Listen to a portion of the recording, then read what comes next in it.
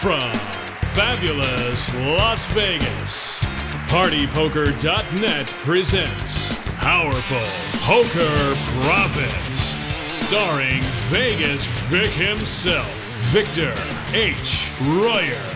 And now, here's Vegas Vic. Hello and welcome to our show. In this episode, we are going to introduce you to the world of Texas Hold'em tournaments. This program is intended to cover the very basics, including how to find a tournament and how the play and structure actually work. We are going to concentrate on No Limit Texas Hold'em because that is the game played in the vast majority of all the important championships. This series on tournaments has 2 additional episodes in which we will discuss more of the important and advanced strategies for tournament play. So to begin, let's go to the table.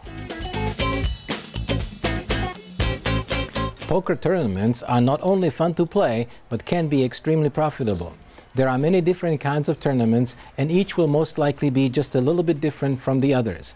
Those differences, however, are usually in the small details, such as a different buy-in, larger or smaller beginning stacks of chips, the fee that may have to be paid, optional fees, tournament structures, and perhaps some other options particular to that specific tournament.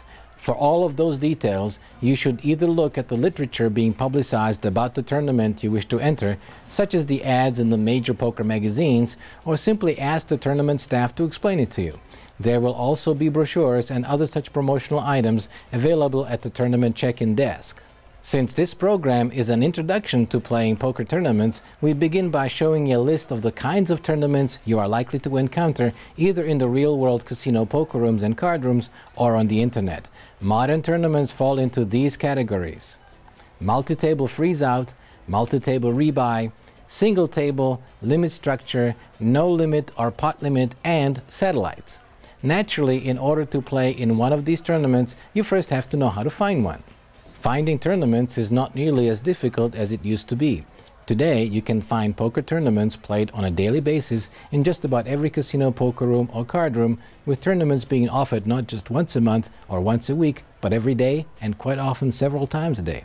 Therefore, all you have to do is go to that card room or phone them or look at the tournament grid published in just about every poker-related magazine or newspaper. For major poker tournaments, such as the WPT or WSOP or any of the other major tournaments now being offered, you can also look them up on the web or check out the numerous ads appearing in all the poker publications.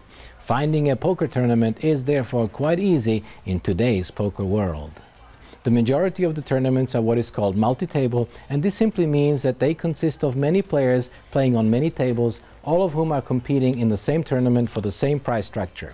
These kinds of tournaments are exactly those that you see on TV, including those played on the WPT and WSOP events and the European Poker Tour.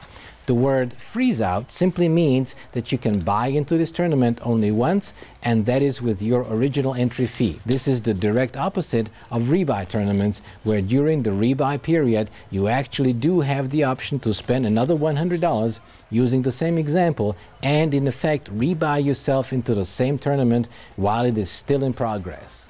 In a multi-table rebuy tournament, this simply means that you are playing not only in a tournament with many players playing on many tables and competing for the same price structure, but it also means that during the rebuy period, usually either the first hour or the first few levels, whenever you lose your chips or have less than the amount of chips with which you began, you can add more chips or replace your lost chips by purchasing them for more money. In some tournaments, this may be limited to only one rebuy, and these are usually called single rebuy tournaments. Others may be identified as unlimited rebuys, and that simply means that during the rebuy period, you can replace your chips or add to your chips if you are below the beginning stake amount as many times as you wish. Almost all rebuy tournaments also include something which is called add-on.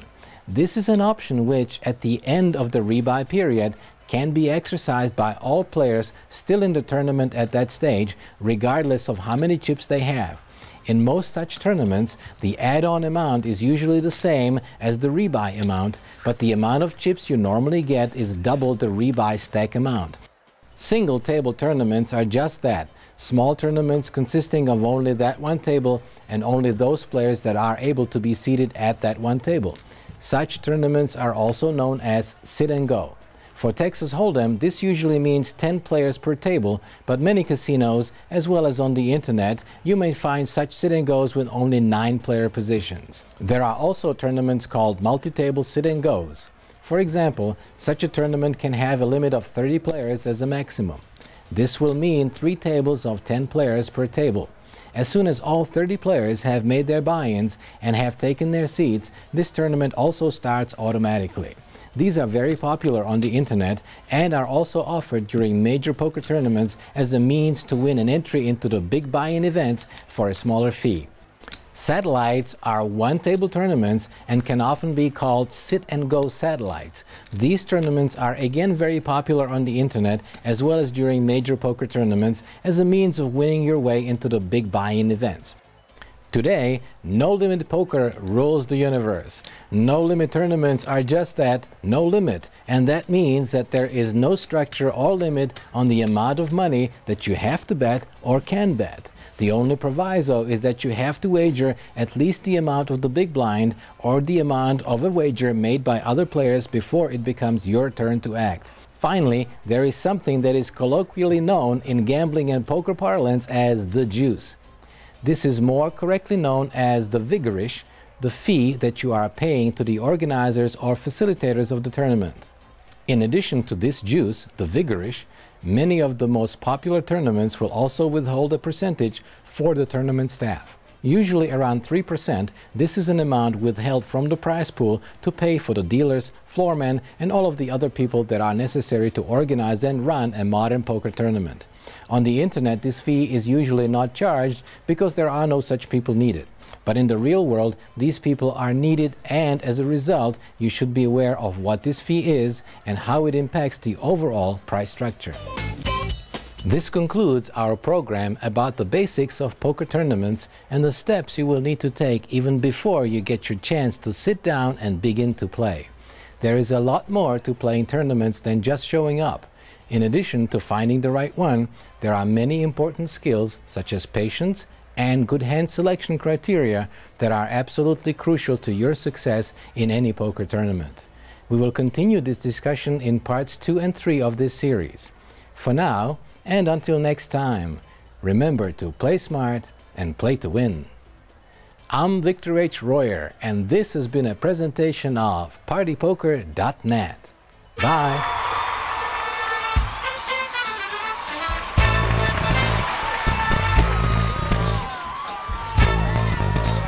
This has been a presentation of MRM Entertainment, Inc. in association with Nevada Production Studios and PartyPoker.net.